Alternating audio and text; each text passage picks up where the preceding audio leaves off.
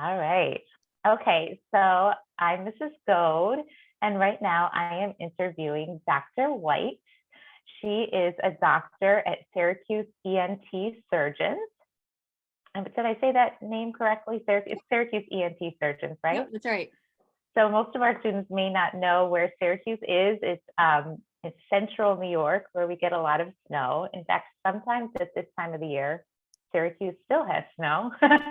True. We did last year, not this year though. Not yet though. There's still time. Thankfully. So as we get started, why don't you just tell us how long you've been doing this career, what a doctor in an ENT office does, so what ENT means, and yeah, that would be great. Yeah.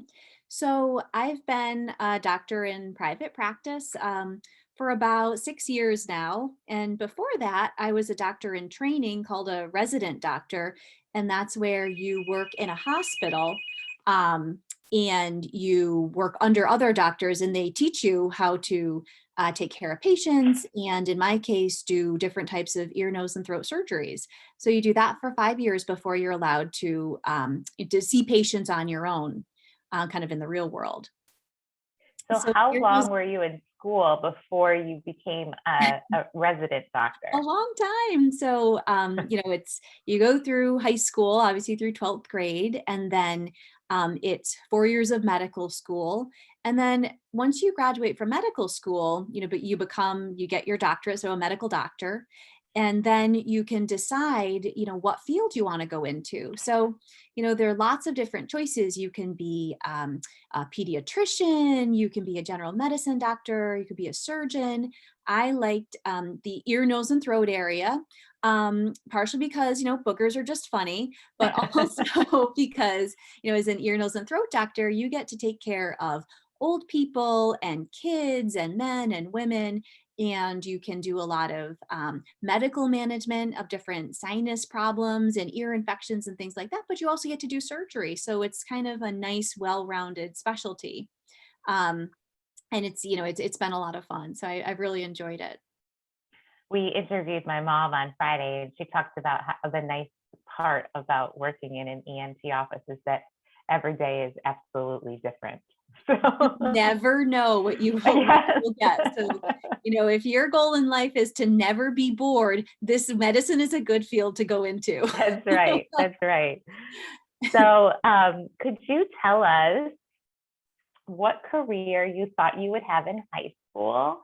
Um, or did you think that you were going to be a doctor in high school? Did you know right away?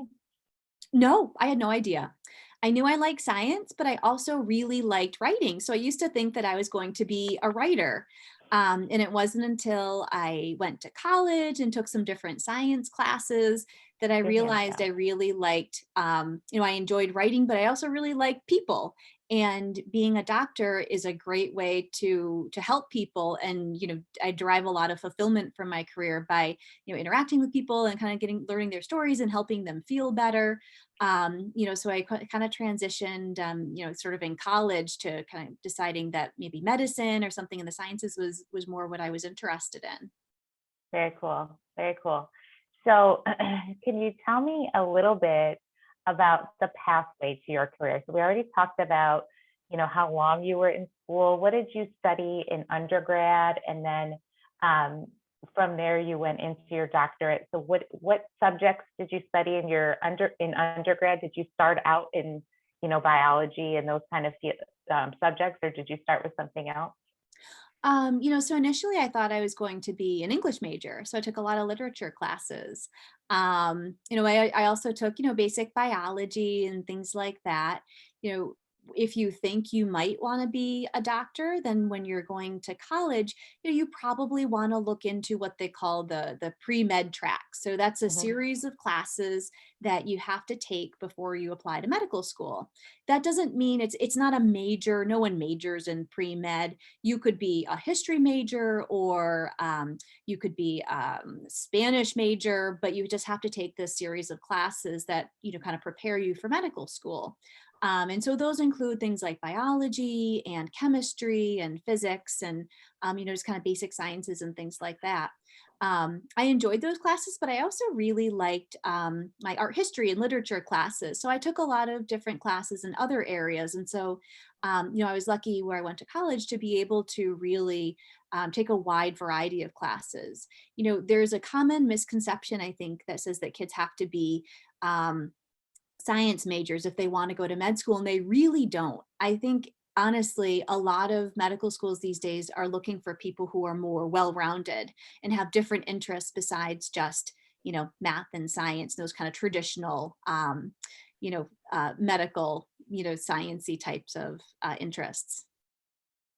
I think that's so interesting that you say that. Yeah, I think I'm hearing that a lot more. I used to be a high school counselor, and a lot of the interviews that I'm doing right now with professionals is they're all saying, you don't necessarily need to know what you want to do in order to get this job. You just need to kind of study what you're passionate in, and when you figure out, then you go back and you do exactly what you need to do for that job. Yeah, So that exactly. I mean, I think the goal of, college, really should be developing like critical thinking skills. And then mhm, once you do that, you can apply that to anything you want. So, I guess I would just, tell people that, even though medicine, there are a lot of prerequisites and a lot of hoops to jump through, you don't need to figure it out right away. The most important thing is to figure out if it's something that you're passionate about, and, take classes that you're interested in, and, mhm. develop those critical thinking skills. And that'll, allow you to excel really in any field that you choose, whether it be medicine or, anything. Yes, our students have been doing a career. Oops, I lost my microphone. A career exploration course, and in that course, we teach them about the pathway to careers. So sometimes those pathways can go kind of side to side, and they don't have to be a direct pathway just Mhm. right from college. So that's I like to hear you say that. So thank you. Yeah, and Um, the other thing too is a lot of, I think there's a misconception that you have to go right from college, right to med school, and you really don't. And I think a lot of medical schools actually like to see that you've done something different in that year off. I spent a year after college, and I worked in a breast cancer research lab at Dana Farber, hmm, doing like really basic bench research. And that was really helpful because it gave me a year after college to sort of live in the real world a little bit and experience what it was like to have kind of a 9 to 5 job. hmm, Um, and it gave me time to apply to medical schools and things like that because I thought that was what I was interested in, but I also wasn't sure if I wanted to be a researcher. hmm. Um, and it was helpful because it showed me that I didn't want to be a researcher. In fact, the last day at my lab, I accidentally set my bench paper on fire, and that was probably a message that I do not belong in a basic science research lab. That It is was a so very funny. small fire. No one was injured. That I took that to be a sign from above that this was not the career for me. That's so funny. I thought that I was going to, my mom really wanted me to check out medicine. So I got as far as the first day at organic chemistry, and I was like, no. That's a big weeder course. Yeah. Can't do it. Can't do it. So we know you work at an ear, nose, and throat office. And so that means sometimes you're seeing patients, sometimes you're in surgery. Mhm. Um, why don't you tell us what a typical day in your job looks like? Yeah, so we can talk about maybe what my day tomorrow will look like. So That's great. so Tuesday mornings I do surgery. So I usually get up early and I drive to the surgery center. And sometimes I'll be doing surgeries on little kids, like ear tubes or removing tonsils. That's something that you guys might have some experience with. Yes. Um, I also do some sinus surgeries, and usually that takes about half the day.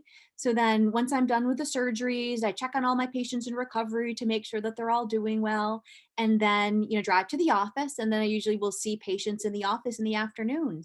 And so, when I see patients in the office, as an ear, nose, and throat doctor, we're cleaning wax out of people's ears. I'm checking them for sinus infections. We're doing, we call them laryngoscopy exams, where we have these long flexible tubes that we actually put in their nose and use to look at people's voice boxes. It's very cool. Um, And then we deal with anything that comes in. So sometimes people will call, they're having a nosebleed, they need to be seen emergently. So the nice thing is I never, you never get bored. There's all there's always Hmm. that element of surprise. We also see people with hearing loss, or they're having problems with dizziness, and sometimes that can be due to problems with an inner ear disorder. So there's a lot of variety in the field of medicine, not just in ear, nose, and throat, but you know in the whole entire field. So radiologists are doctors who just look at x-rays and CT scans all day, and they it's a totally different field than what I'm doing, and seeing patients on a day-to-day basis. So there's a lot of different variety out there, for folks if they if they think they might want to do medicine but aren't sure what field. You've got lots of time to decide too. There's no pressure up front. I didn't decide I wanted to be an ear, nose, and throat doctor until I was almost done with medical school. Oh, wow. I didn't know that. Interesting. Yeah, game time Interesting. decision. Game time decision. What do you like and dislike about your position?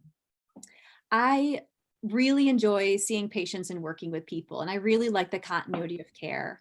I see whole families sometimes. So I'll see their kids and I'll take out their tonsils, or if they need ear tubes.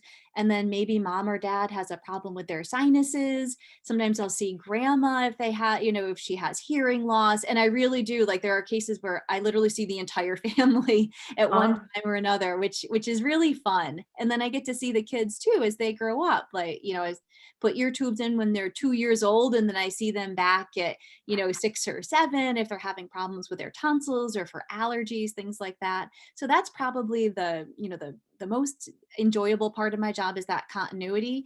Obviously I enjoy doing surgery. There's sort of an instant gratification to it, where you see a problem and then you just get to fix it, which is mhm. really rewarding. um, the not so fun parts of my job involve being on call. So for Yeah. most jobs in medicine, you have to be on call, where, emergencies don't just happen between 8 and 5 in normal business hours. So there are times when I get called into the hospital in the middle of the night to deal with, post-operative complication. If something happened in a surgery, or someone's having a bad nosebleed and they can't get a stop in the emergency room, we have to go in the middle of the night. And that's probably the hardest part of Mhm. my job. But to be honest, it doesn't happen that often, and there are parts of every job that aren't going to be perfect. So you just kind of got to take the good with the bad.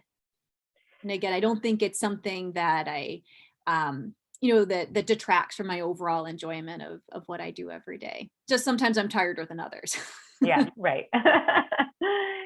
So one of my final questions for you is, how do you use class content in your day-to-day job? And maybe this is an easy question because you're a doctor, but science, English, math, we touched on how you studied those things and you started with English and you moved on to science. But is there anything that you really feel that you did in high school that has helped you today in your job? I probably use a lot more math in my job than I ever anticipated. Anytime you have to prescribe a medication, especially for a child, you have to make sure that you're dosing it correctly. Hmm. So, in that sense, I kind of never anticipated I'd be using a lot of math as a doctor, but you really do, because you want to make sure that you're not giving someone too small a dose where it's ineffective, or too large a dose and it would be too much. It could cause some bad side effects. So that's probably the area that comes to, just right off the top of my head in terms of things that I'm using. In high school, I was like, ugh, math was never my favorite subject, but now I can really see that it helps me on a day-to-day basis take care of people and keep them safe. Cool. That's good to know. Yeah, we're always trying to answer that age-old question for them, like, why do I need this? So that's I remember helpful. asking those those same questions.